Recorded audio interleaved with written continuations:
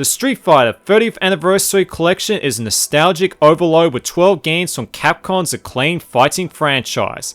The roster of this collection consists of the original Street Fighter, 5 versions of Street Fighter 2, Street Fighter Alpha 1, 2, and 3, plus all 3 versions of Street Fighter 3.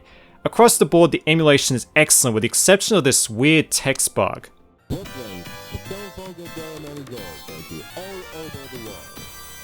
The ports in this release are based on the original arcade machines, which no doubt gives you the best visuals, but in terms of content, it's not the definitive version.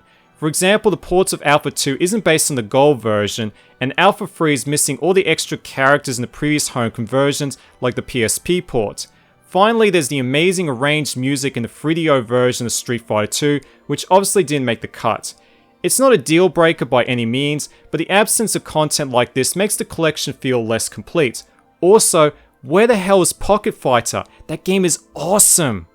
On the positive side, the collection features a museum filled with beautiful artwork and design documents, plus a timeline of the history of the franchise covering all the games and other multimedia like the film adaptations. In addition to this, there's biographies for each character and a jukebox featuring music from every game in this collection. Yes, that includes the music that goes with everything.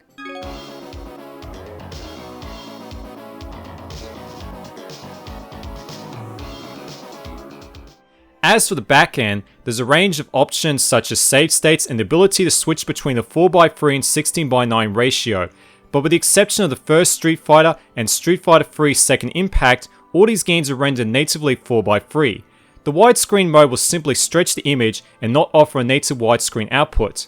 The collection also offers a few scanline options and numerous backgrounds to occupy the borders. Furthermore, you can customize the dip switches for each game with adjustable damage, difficulty, and speed. Naturally, you can play each game in the arcade mode as well as local 2-player versus, but unfortunately the training and online mode is restricted to just 4 games. As for the online multiplayer, the matchmaking was very quick, but the lag on the Switch version is terrible. It's like watching a cheap episode of Dragon Ball Z or playing an Ubisoft game with a cinematic frame rate. Now, to be fair, this problem might have something to do with me being based in Australia, but offering something like a region filter for matchmaking could improve the ping and help minimize the lag. That's a real shame because aside from the online lag and the absence of content in previous home conversions, this is a really good collection that provides hours of entertainment, especially in local multiplayer with family and friends. If you're planning to pick this up solely for the online components, I would advise that you give this one a skip.